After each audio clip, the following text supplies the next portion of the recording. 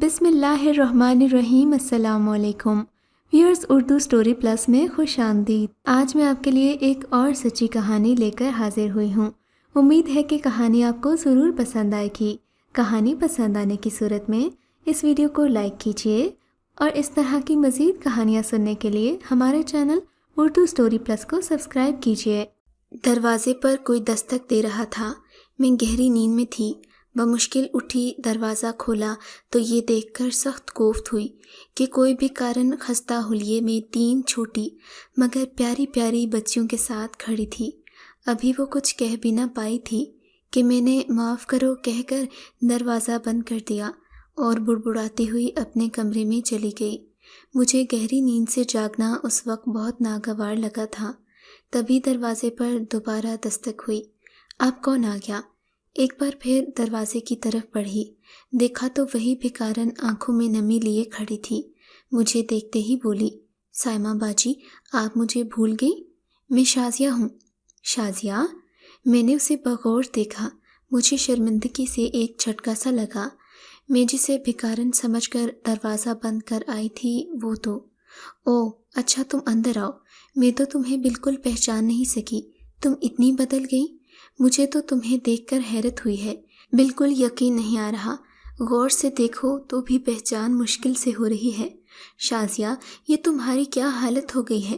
میں سوچ بھی نہیں سکتی تھی کہ زندگی کا درد کسی کو اتنا بھی بدل سکتا ہے۔ قریباً 10 سال پہلے ہی کی تو بات ہے جب اس حسین لڑکی کو میں نے اپنے ہاتھوں سے دلہن بنایا تھا۔ وہ بہت خوبصورت لگ رہی تھی۔ معصوم سی شازیہ پر بہت روپ آیا تھا۔ ان دنوں میں بیوٹی پارلر چلا رہی تھی۔ وہ اول والے پورشن میں کرائے پر رہتی تھی۔ گھر میں اس کا دوسرا نمبر تھا۔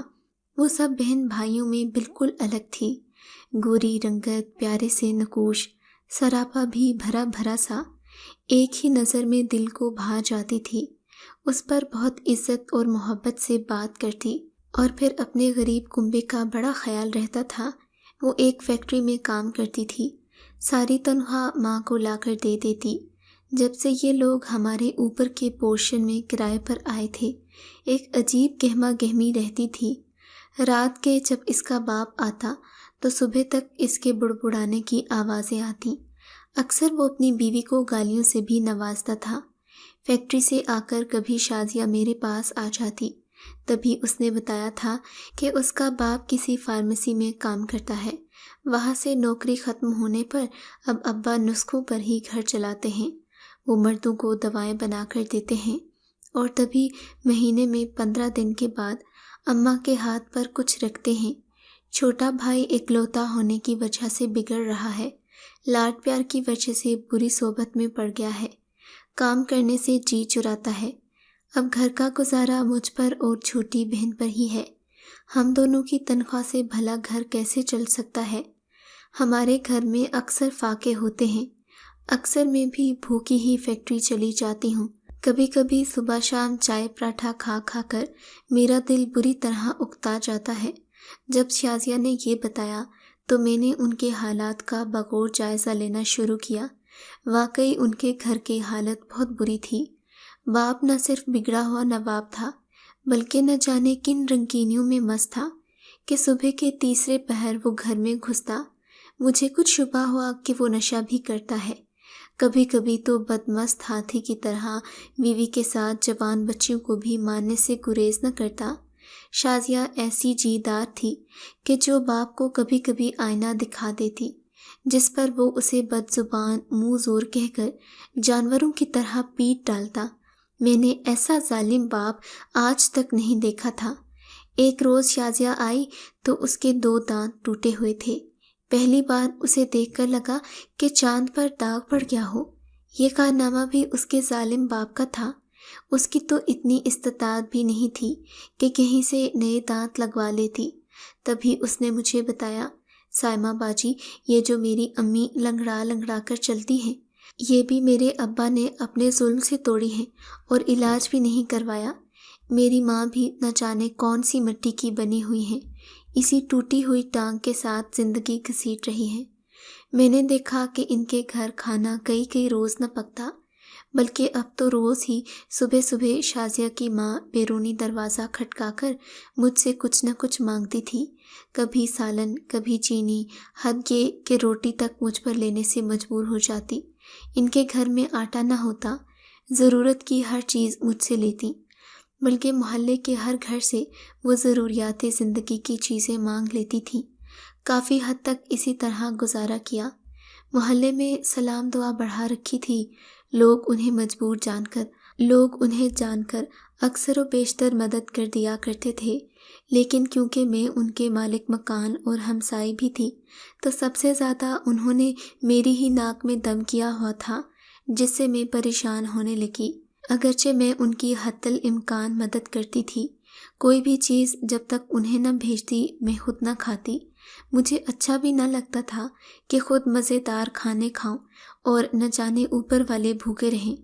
میں ان کی مالی امداد بھی کر دیا کرتی۔ کبھی کبھی میں شازیہ کی امی کو کھری کھری سنا دیتی کہ آپ نے اپنے شوہر کو بگاڑا ہے، بچیوں کو بھوکا فیکٹری بھیج کر میاں اور لڑکے کے لیے کہیں نہ کہیں سے مرغ مسلم کا انتظام کرنے نکل جاتی ہو، خود نہ کھاؤ مگر ان کا پیٹ ضرور بھرنا ہے۔ وہ مردود تو کپڑے بھی فیکٹری کے کلف لگے پہنتا اور زور بیوی پر ہوتا کہ تو نے دھلوا کر کیوں نہ رکھے۔ نہ جانے وہ عورت واقعی اتنی محبت میں پاگل تھی یا پھر ڈر اور خوف سے تمام تقاضے پورے کرتی تھی۔ صبح تک گالیاں کھاتی مگر اف تک نہ کرتی اور ٹانگیں دباتی۔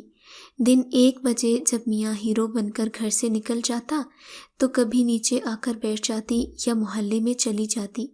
میرا ذاتی تجربہ تھا کہ وہ اپنے بیٹے اور شوہر سے بے حد محبت کرتی ہے، کیونکہ جب میں کہتی کہ ایسے آدمی کو تو گھر نہ گھسنے دو، اتنی خدمت کے باوجود بھی وہ محبت سے پیش نہ آئے تو ایسے آدمی کا کیا فائدہ؟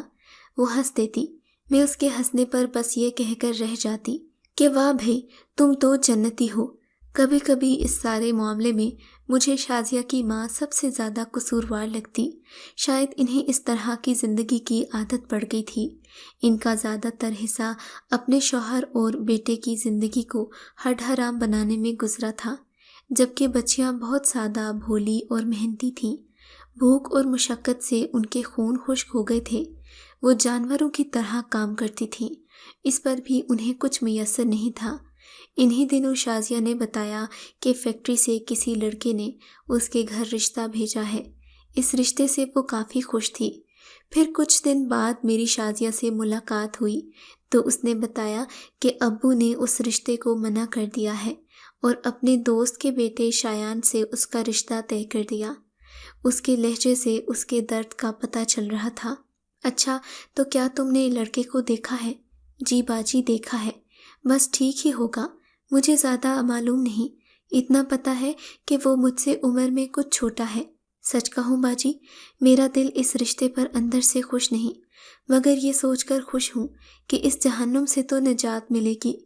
مگر شازیہ کو علم نہیں تھا کہ اس جہنم سے نکل کر وہ دوسرے جہنم میں جھونکی جا رہی تھی۔ اس کے باپ نے بھی اپنی اولاد، بیوی بچوں کو کوئی خوشی نہیں دی تھی، وہ تو صرف ظلم کرنا جانتا تھا۔ کسی کو نہیں پتا تھا کہ اس بار وہ ایک ظلم کا پہاڑ اپنی پھول سی بیٹی پر ڈھانے کو تیار تھا۔ جلد ہی وہ دن آ گیا جب شازیہ کو اپنے ہاتھوں سے دلہن بنایا۔ وہ خوش دکھائی دے رہی تھی، بار بار کہتی کہ باجی میرے بارے میں دعا کرنا کہ میری زندگی میں تبدیلی آ جائے۔ وہ بہت خوبصورت دکھ رہی تھی۔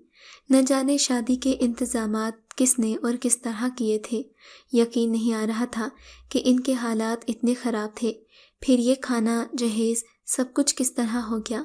بہرحال میں یہ سوچ کر مطمئن ہو گئی کہ لڑکی کی شادی میں کہتے ہیں اللہ مدد کرتا ہے۔ وہ رخصت ہو کر چلی گئی۔